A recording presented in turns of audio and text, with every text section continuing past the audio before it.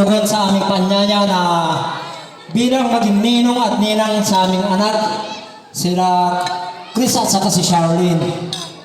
Maraming salamat po sa inyong lahat, lalong-lalo na yung mga kamag-anak ni Chris na galing pa sa Ilocos at saka sa Nueva Ecija.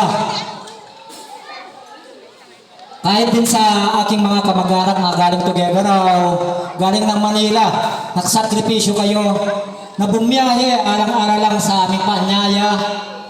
Kaya malaking pasasalamat ko na tumugon kayo sa aming panyaya na dumalo sa kasal ng aming anak.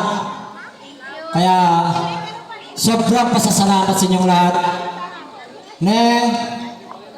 Chris, sa araw na to, ito yung pinakatatandaan nyo, no?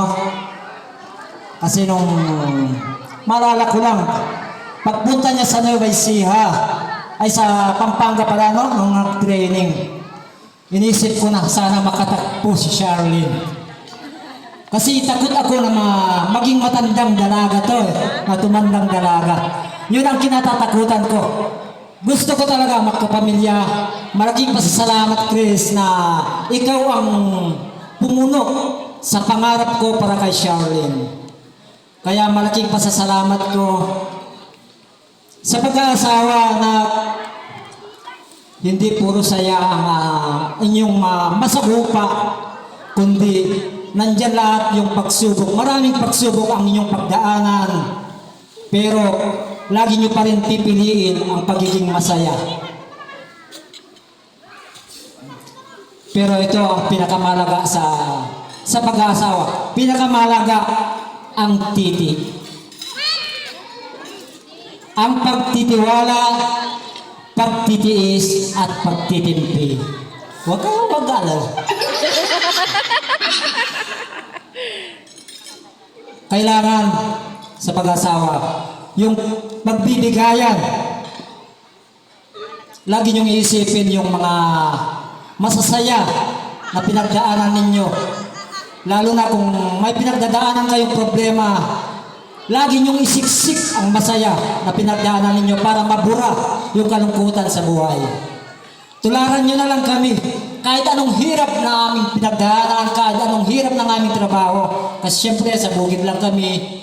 Pero pinakita ko sa buong mundo. Kaya ako naging vlogger para sa ganun. Makita nila kung ano yung ginagawa ko araw-araw.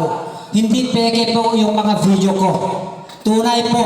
Kung nakikita mo man ako na nauulanan, na arawan, tinitiis ko lahat ng mga yan. Alang-ala sa aking pamilya. Kasi ayaw ko talagang magutom ang aking pamilya. Sana, Chris, ganun din ang gagawin ninyong dalawa ni Charlene. Huwag niyong hayaan na magutom ang maging pamilya niyo. Huwag kayong matakot, magparami sa ganda ng ating lahi. Yun lang, pakakadanan niyo, no? Magparami kayo, huwag kayong matakot. Masarap magpamilya. Kaya, congratulations na, Chris and Charlene. Buo na. Kompleto na rin yung kinatatakutan ko na baka makaroon ako ng anak na hindi mag-aasawa. Kasi yun ang lagi niyang sinasabi. Takot ako natatanda siyang dalaga. Kaya malaking pasalamat ko sa iyo, Chris, ikaw ang pumuno talaga sa pangarap ko kay Charlene. Maraming salamat po sa inyong lahat. Lalo na, ang Batch 88, hindi sila nakapagtanggi sa akin, no? Maraming salamat sa inyong lahat.